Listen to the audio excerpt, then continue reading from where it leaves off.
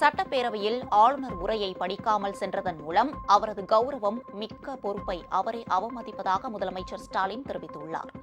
சட்டப்பேரவையில் இன்று ஆளுநர் உரைக்கு நன்றி தெரிவிக்கும் தீர்மானத்துக்கு பதில் அளித்து முதலமைச்சர் பேசினார். அப்போது திமுக அரசின் திட்டங்களால் தமிழக மக்கள் மகிழ்ச்சியாக இருப்பதால் தானும் மகிழ்ச்சியாக இருப்பதாக தெரிவித்தார்.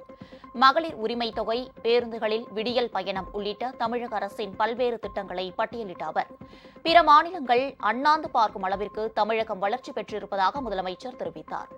இந்நிலையில் சட்டப்பேரவையில் கடந்த 3 ஆண்டுகளாக மக்களால் தேர்ந்தெடுக்கப்பட்ட அரசு தயாரித்துக் கொடுக்கும் உரையை படிக்க மறுப்பதன் மூலம் ஆளுநர் தனது பொறுப்புமிக்க பதவியை களங்கப்படுத்திவிட்டதாக முதலமைச்சர் தெரிவித்தார். தொடக்கத்தில் தேசிய கீதத்திற்கு பதில் தமிழ்த்தாய் வாழ்த்து பாடப்படுவதை ஆளுநர் குறை சொல்வதாக தெரிவித்த முதலமைச்சர், தேசிய ஒருமைப்பாடு மற்றும் நாட்டுப்பற்று குறித்து யாரும் தங்களுக்கு பாடம் எடுக்க அவசியம் இல்லை என்றார். தமிழ்நாட்டினுடைய நலனுக்காக செயல்பட வேண்டிய ஆளுநர் அவர்கள் தமிழ்நாட்டுக்கு எதிராக, மக்களுக்கு பாடுபடக்கூடிய நமக்கு எதிராக தொடர்ந்து செயல்படுவது தான் நமக்கு உள்ளபடிய வேதனையாக இருக்கு. மாண்புமிகு ஆளுநர் அவர்கள் தான் படிக்க வேண்டிய உரையை படிக்காமல் போகிறது வேடிக்கையாக இருக்கு. இன்னும் சொல்லணும்னா, அவர் வகிக்கிற பதவியை அவரே அவமானப்படுத்துகிறார்.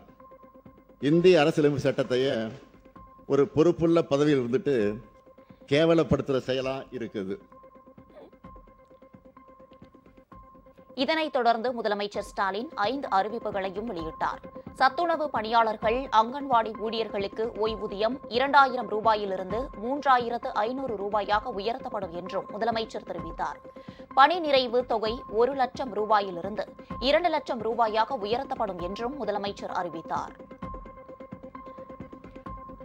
பகுதி நேர ஆசிரியர்கள் போராட்டத்தில் அங்கன்வாடி பணியாளர்கள், கிராம ஊராட்சி செயலாளருக்கான ஓய்வூதியம் 2000 ரூபாயிலிருந்து 3400 ரூபாயாகவும்,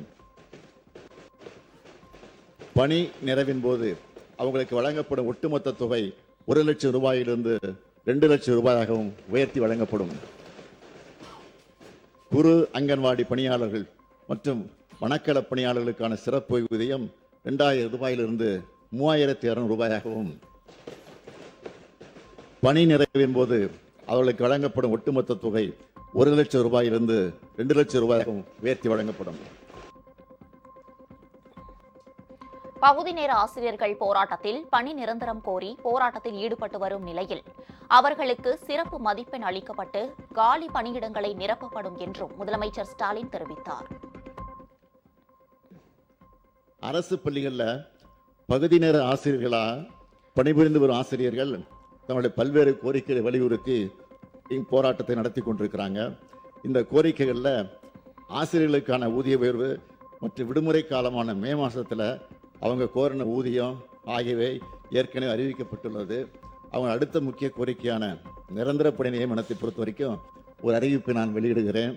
அரசு பள்ளிகளில் காலியாக இருக்கக்கூடிய நிரந்தர ஆசிரியர் பணியிடங்களில் பகுதி நேர ஆசிரியர்கள் நியமனம் செய்யப்பட ஏதுவா, இதற்கான தேர்வுகளில் பகுதி நேர ஆசிரியர்களின் பணிக்காலத்தை அடிப்படையாக கொண்டு அவங்களுக்கு சிறப்பு மதிப்பெண் அளிக்கப்படும். இதற்கான ஆணைகள் விரைவில் வெளியிடப்படும்.